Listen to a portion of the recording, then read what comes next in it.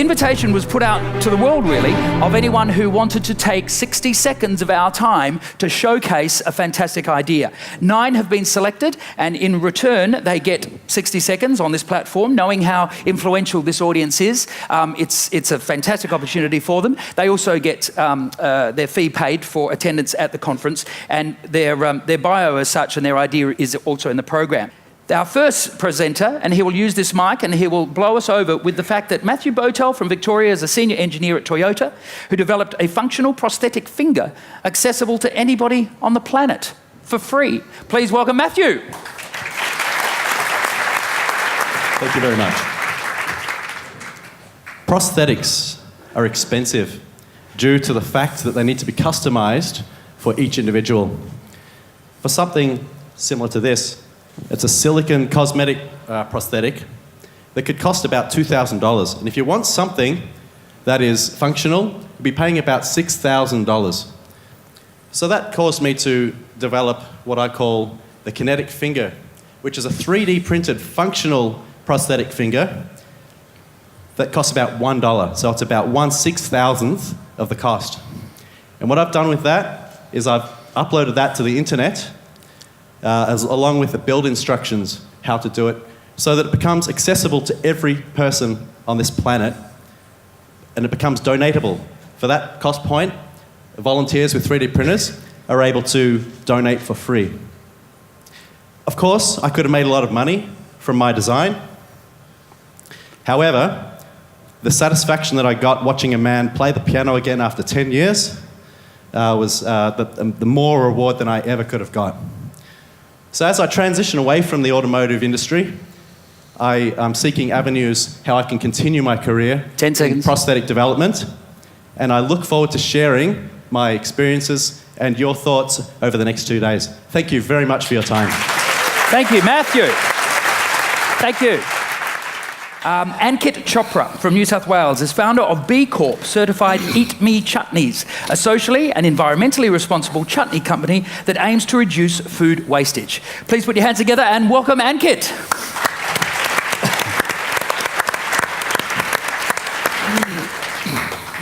A typical phone conversation that we have. G'day mate, I'm a tomato farmer and we've got about 600 kilos of tomatoes that are unsold. Would you like some? Why, what's the problem? They're actually a bit too tiny and no one wants small tomatoes. Well, that's a typical phone conversation that we actually have with the farmers. I'm a corporate world dropout and I actually trained as a chef in France. And together with my co-founder, that's actually my mum, fun times, we actually, thank God mum's not here. We actually rescue all these tomatoes and other produce, not based on donation, but based on financial transaction. So we take the produce, we convert them into chutneys. They're a bit like jams, but a bit savory and more entertaining, I reckon. What's the impact? So to date, we've rescued just over 2.5 tons of produce. We've converted that into about 12,500 jars, and more importantly, sold them. So I know the model works. And in the process, we've actually averted about 6.5 tons of carbon emissions. So quite a cute little model we have, and we're a startup. And best of all, we're a certified B Corporation. 10 seconds. So what I would like is a bit of a hand.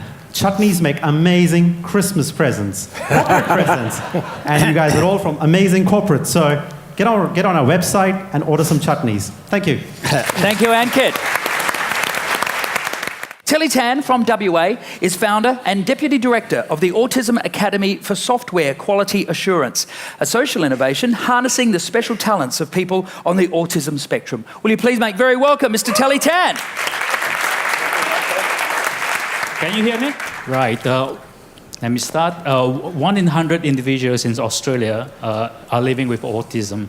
And yearly, about 2,000 to 3,000 students graduate from schools or leave high schools, and most of them leave without a good career transition plan. The employment situation for people with autism isn't that great, with only 42% employed. This compared to 53% for people with general disability. And we all know that certain individuals with autism have great strength. And these strengths are highly suitable for people working in the IT industry. For example, attention to details, ability to think out of the box, and also ability to look at structured code for anomalies in them. So at the Autism Academy for Software Quality Assurance, we embrace trying to engage students in high schools and in primary schools with the opportunity to go into IT employment through an outreach program, as well as training and education as well. We work very closely with corporates, so we run internship programs to upskill individuals as they transit into employment in the IT space. The next on the board is actually we look into transitioning into a startup company. So we're looking at creating a fee-for-service software testing enterprise that will set the stage for trying to engage the community and providing a good quality service for corporate as well. Thank you very much. Thank you, Telly. Mustafa Ati from WA is founder of EPAT, the world's first and revolutionary mobile medical applications using facial recognition to assess pain at the point of care for those unable to communicate. So, will you please, for a 60-second presentation, Mustafa Ati. Welcome. Mustafa from EPAT. Each one encounters pain at some point of time, but not everyone will be able to tell you of their suffering. Not the young child who's yet to learn to speak, or the elderly man with advanced dementia who has forgotten how. So our mission is to improve pain assessment in people who can't verbally communicate using facial recognition technology, and to improve quality of life across the continuum of life.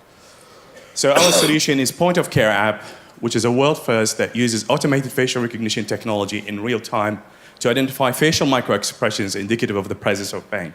These data are then used with non-facial pain cues, such as vocalizations, movements, and behaviors captured through the app to automatically calculate a pain severity score. This allows pain assessment to be simple, quick, objective, and reproducible. If you want to know more, please visit our website, epattechnologies.com. Thank you very much. Fantastic. Good job. Thank you. The future is certainly stunning, as is the present, for Troy McCann. He is our scholarship winner that I'd like to give a minute on stage to. He is a program advisor and co-founder of the Melbourne Space Program, a not-for-profit organisation seeking to promote innovation in support of a strong Australian aerospace sector. Please put your hands together and welcome Troy McCann.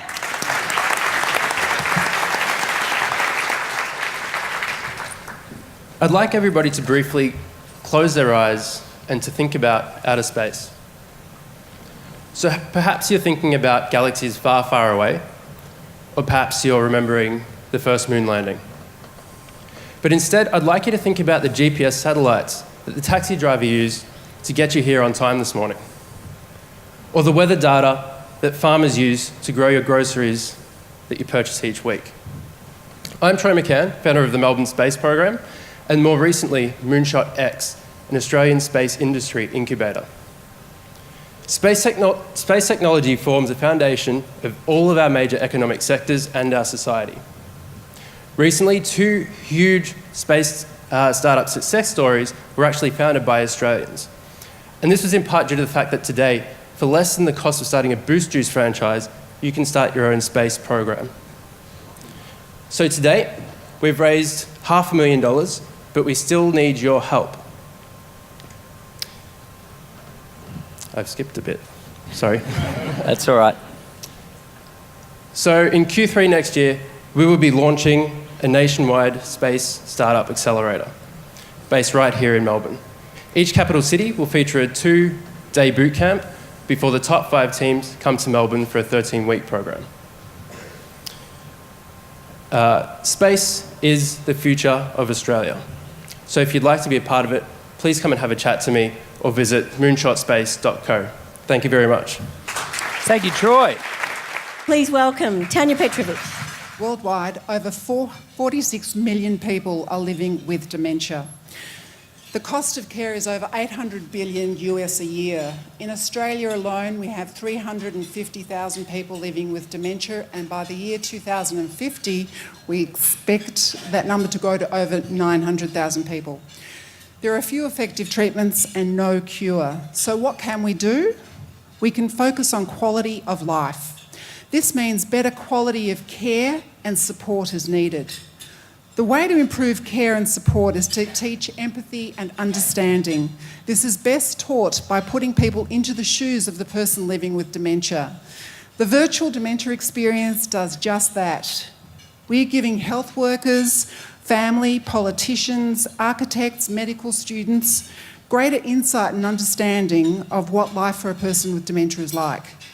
With greater empathy and understanding, they can improve the quality of life for people living with dementia. Thank you. And now I'd like to introduce our second scholarship winner, Rez Harimi. Hi everyone, my name is Rez Harimi and I'm the founder of essentialneed.org. Our mission is to end extreme water poverty by the year 2020. You know how vital water is, and you know how people are suffering in impoverished areas due to lack of access to clean water. But do you know just how dire the circumstances and impact of this problem are? Extreme water poverty kills 1.5 million children every year. It's hard to imagine and it hurts.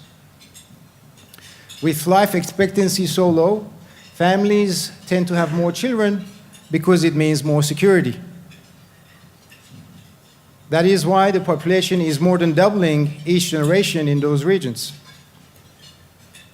We must act, or pollution, resource scarcity, global warming, refugee movements, and other population-related issues will continue to grow and put the entire planet at even greater risk. We have developed a social media platform that is the world's first mission-driven care network that's focusing on humanity's most life-threatening problems one at a time. Please help us raise awareness by going on to essentialneed.org right now or after the event and adding your voice and sharing Mission 2020, or by providing funding to raise awareness and win support.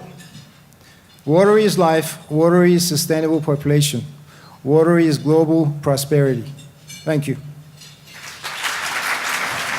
Mandy Lau from Victoria is founder of Reach and Match, an innovative education kit to empower children with vision impairment and complex needs, which also provides an inclusive learning solution in mainstream settings. You've got the clicker, Mandy? You do? Please welcome Mandy Lau.